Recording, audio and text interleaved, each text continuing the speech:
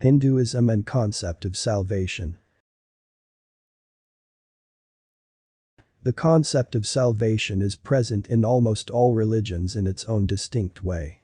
The primary purpose of all religions is to provide salvation to their followers, and the existence of many different religions indicates that there is a great variety of opinion about what constitutes salvation and the means of achieving it.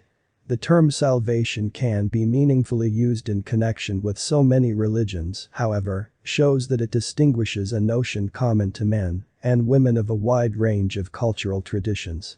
The monotheistic religions state that barrier between human and God is a sin. The monotheistic religions define salvation as entering a state of eternal communion with God, which means that personhood will not be abolished but perfected. However, they differ greatly on the way one can be saved and on the role Jesus Christ has in it. According to Judaism and Islam, salvation is attained by performing good deeds and following the moral law.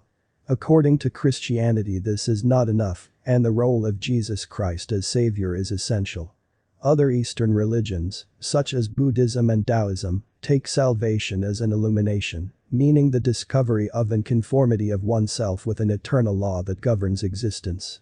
Dualistic religions, which state that two opposed forces of good and evil rule our world, see salvation as a return to an initial angelic state from which humans have fallen into a physical body. Salvation, for the Hindu, can be achieved in one of three ways: the way of works, the way of knowledge, or the way of devotion. The way of works, karma marga, is the path to salvation through religious duty. The way of knowledge, another way of achieving salvation in the Hindu sense, is the way of knowledge. The way of devotion, bhakti, is chronologically the last of the three ways of salvation. It is that devotion to a deity which may be reflected in acts of worship, both public and private. This devotion, based upon love for the deity, will also be carried out in human relationships. In other words, love of family, love of master, etc. This devotion can lead one to ultimate salvation. The Bhagavad-Gita is the work which has devoted special attention to this way of salvation. This path to salvation is characterized by commitment and action. In order to comprehend and explain the concept of salvation in the religion of Hinduism, it is imperative to know about it.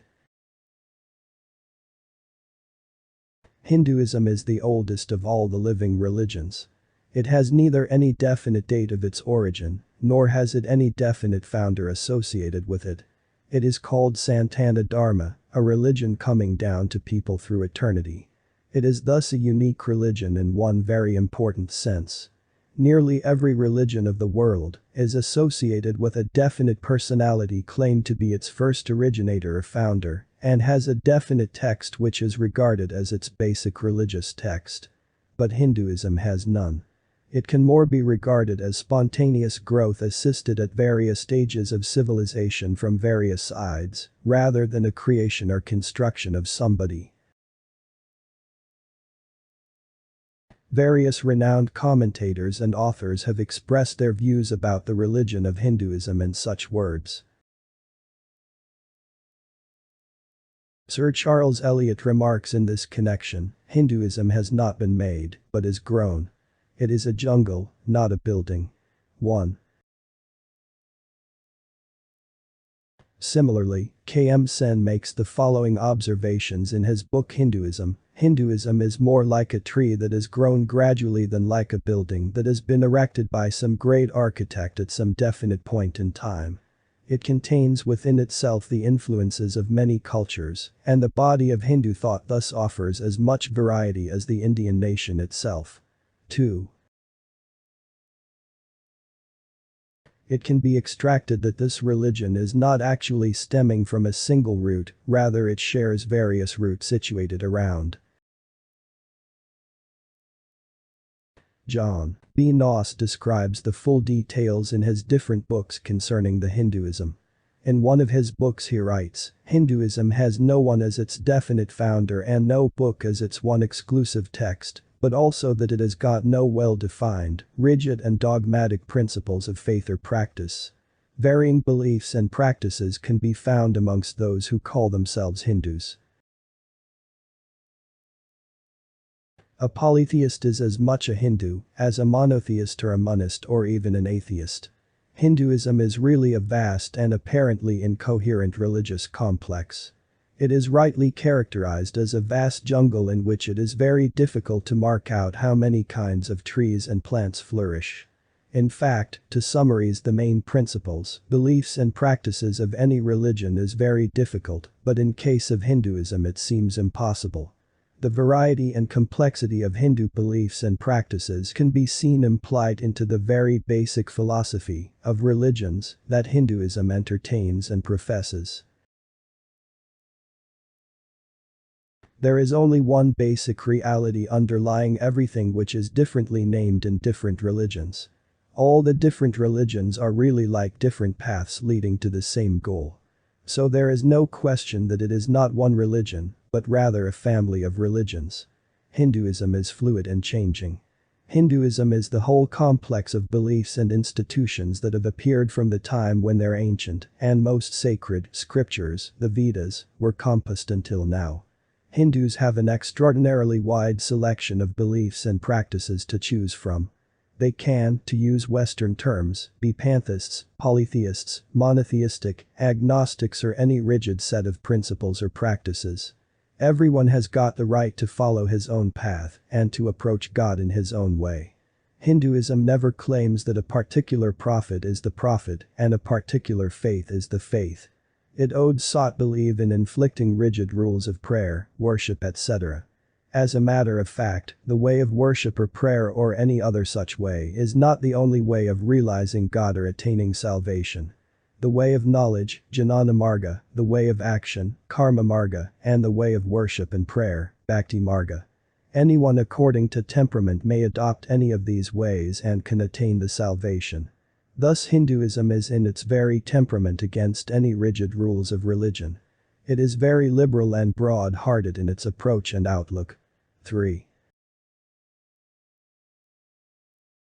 Thomas Patrick Burke has same views. Hinduism is not a unified and single entire, but the sum total of the traditional religious beliefs and practices of the Indian people, a colorful, diverse, and complex set of traditions inherited from a long history, and sometimes only loosely. 4. The above statements of the author show that Hinduism is such a complex and oldest religion which has different beliefs and practices. It is not one founder, one scripture moreover, it consists of many sects and different paths of salvation. Joseph Garr also describes the complexities of Hinduism in the same way, just as the attributes of Hindu triad multiplied until there were millions of them, and the caste divided and subdivided from the original 4 to a very large number. It is an extremely old religion and has given rise to many sects. 5. To summarize the thought of any religion is difficult, but in the case of Hinduism it is impossible. It is the essence of Hinduism that there are many different ways of looking at a single object, none of which will give the whole view, but each of which is entirely valid in its own right. As John Boker observes about Hinduism, a statue may be viewed from many angles. Each aspect helps to convey what the statue is like. But no single aspect is able to comprehend the statue as a whole, still less does the act of viewing it from a particular angle or another constitute the statue itself. 6. What is salvation in Hinduism? In Hinduism, salvation is the atman's, meaning the individual's soul, liberation from samsara, the cycle of death and rebirth and attainment of the highest spiritual state. It is the ultimate goal of Hinduism, where even hell and heaven are temporary. This is called moksha in Sanskrit. Liberation, or mukti in Sanskrit. Release. Moksha is a final release from one's worldly conception of self. 7. Salvation can be termed as one of the most essential part of a belief system and religious rituals of a Hindu. Munir Williams describes the characteristics of Brahman as, Brahman is the universal substrate and divine ground of all being. Moksha is achieved when the individual atman unites with the ground of all being, the source of all phenomenal existence, Brahman through practice of yoga. Hinduism recognizes several paths to achieve this goal, none of which is exclusive. The paths are the way of selfless work, karma yoga, of self-dissolving love, bhakti yoga, of absolute discernment and knowledge, jnana yoga. 8. The Upanishads have also taken up the task of emphasizing the importance of Brahman and its significance in the central theology of Hinduism. The Upanishads, the most important of the commentaries, were put in writing around 500 BCE. It is reaffirmed in the Upanishads that Hinduism is centered upon the belief that all things in the universe are connected and are a part of the single existing thing, called Brahman. Unlike in the Western religions, this central being is not a personal god in which humans pray to and have a relationship with. Instead, humans are an expression of Brahman as are all other creatures and objects in the universe. The Atman obtains a human body at birth and uses it through its lifetime to serve a purpose within the Dharma and to try to free itself from samsara. Concept of Brahman is illustrated in this famous passage from the Upanishad. Place this salt in water and come to me tomorrow morning. Svetaketu did as he was commanded, and in the morning his father said to him, "Bring me the salt you put into the water last night." Svetaketu looked into the water, but could not find it, for it had dissolved.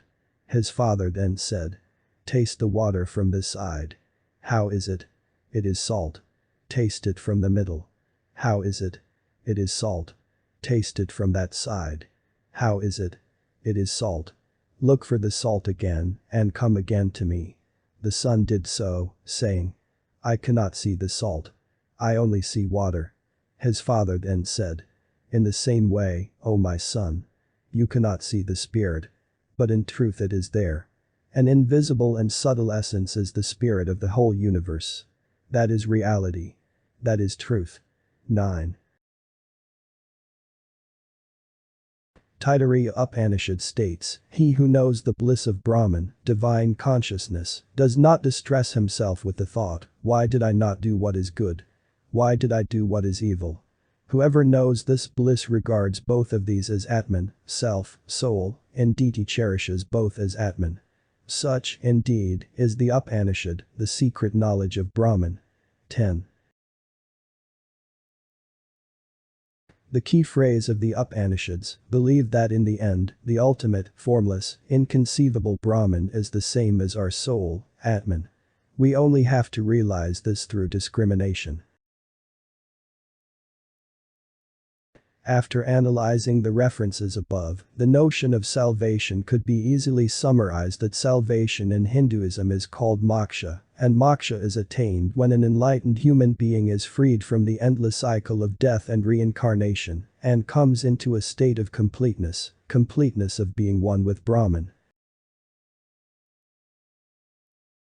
This is also illustrated by the Bhagavad-Gita, a Hindu text, when Arjuna asks Lord Krishna to show him his true form, and Krishna responds, "Arjuna, see all the universe, animate and inanimate, and whatever else you wish to see, all stands here as one in my body." Lord Krishna said, "O Arjuna, listen once again to my supreme word that I shall speak to you, who is very dear to me, for your welfare. Neither the celestial controllers nor the great sages know my origin, because I am the origin of celestial controllers and great sages also. One who knows me as the unborn, the beginningless, and the supreme lord of the universe, is considered wise among the mortals and becomes liberated from the bondage of karma."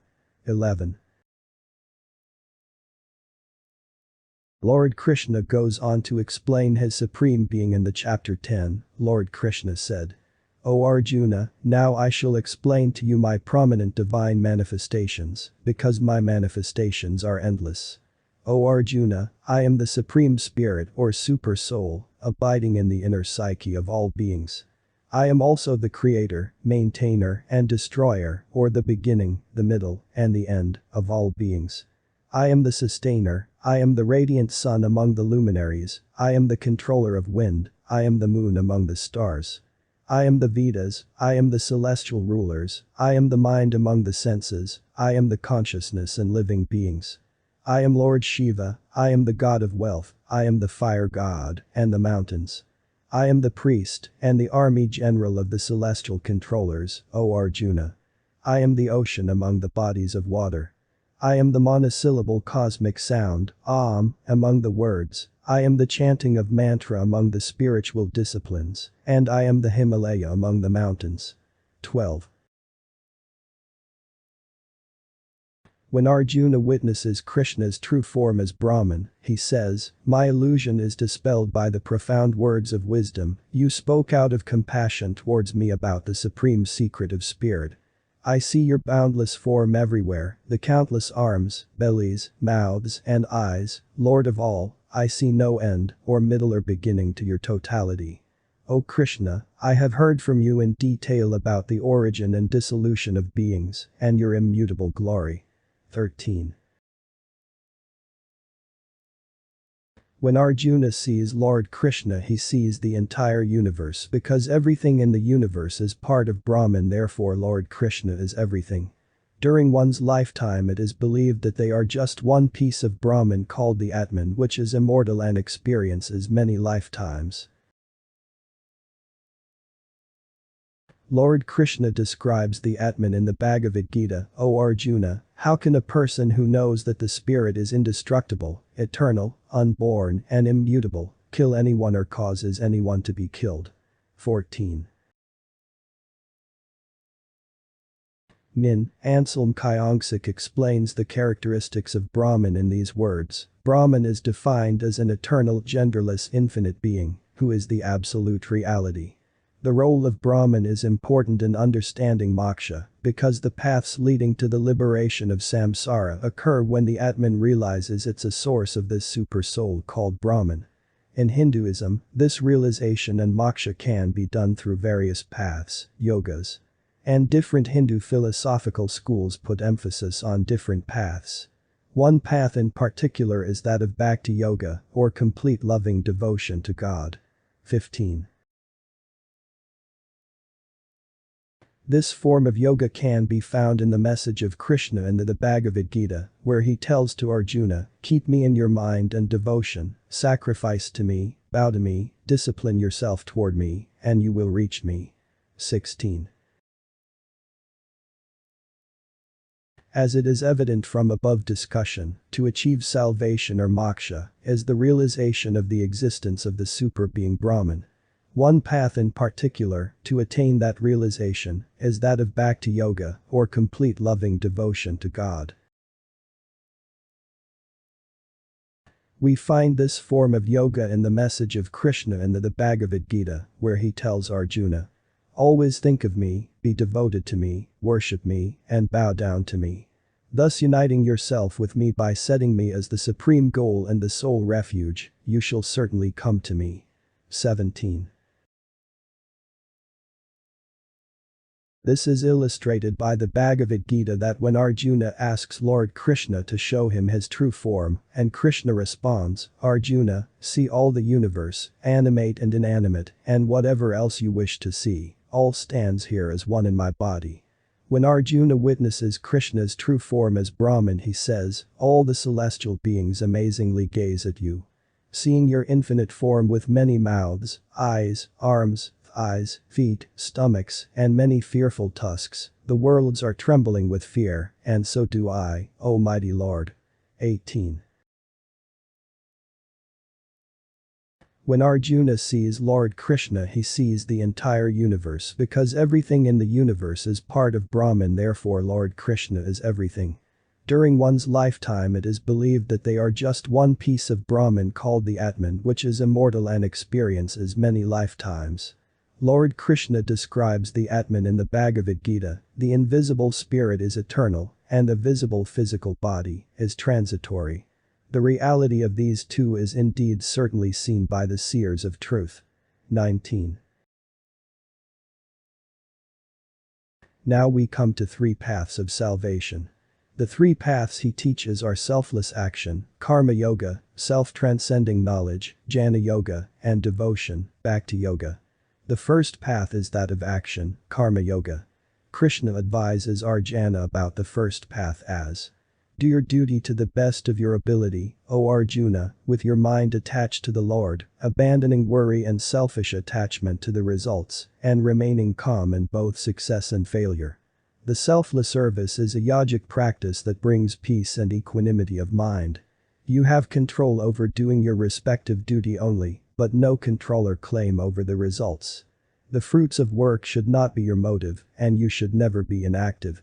A man of inner strength whose senses experience objects without attraction and hatred, in self-control, you have control over doing your respective duty only, but no control or claim over the results. The fruits of work should not be your motive, and you should never be inactive. 20. If we study above quotations, we come to know that Krishna gives importance to selfless service, and if a work is done by selfishness, it comes in inferiority as compared to selfless service. He further tells that if one struggles for something, it never goes waste. Struggle always brings positive effects, and there is no question of adversity.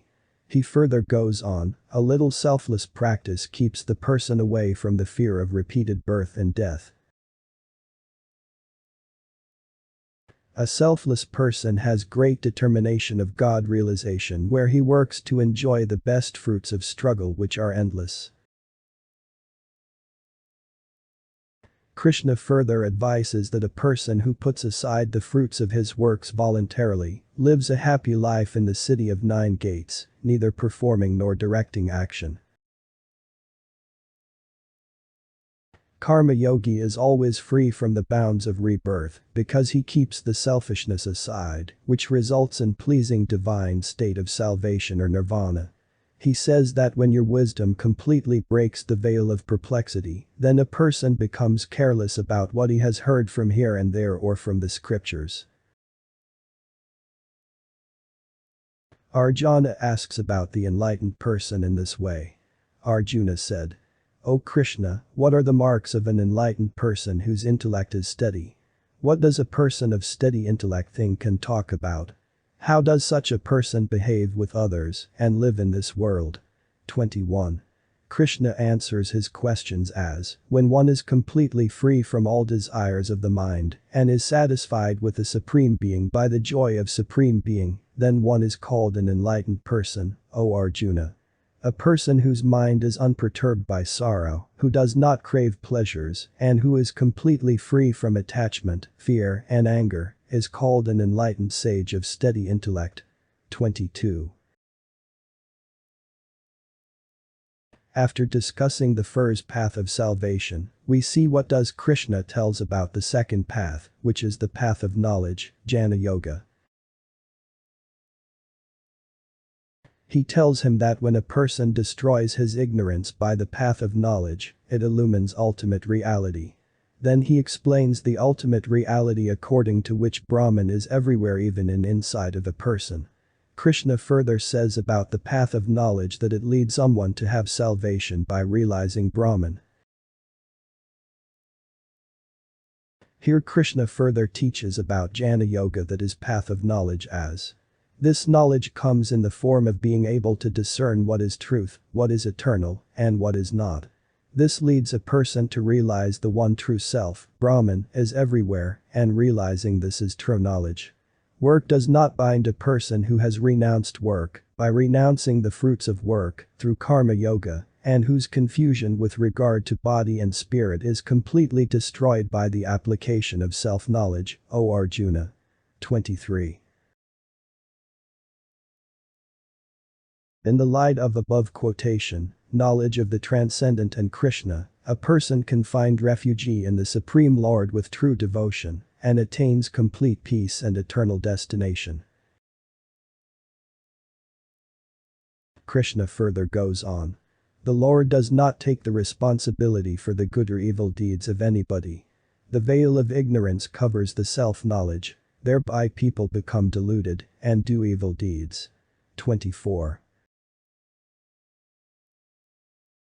After having the discussion about the path of knowledge, we lead to third path of salvation, which is known as Bhakti Yoga.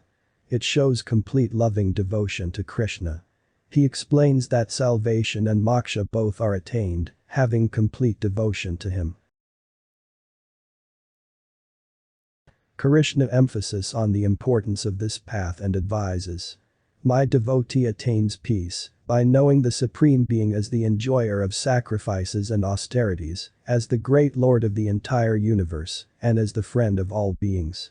25.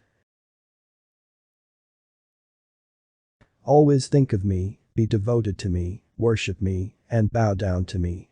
Thus uniting yourself with me, by setting me as the supreme goal and the sole refuge, you shall certainly come to me. 26.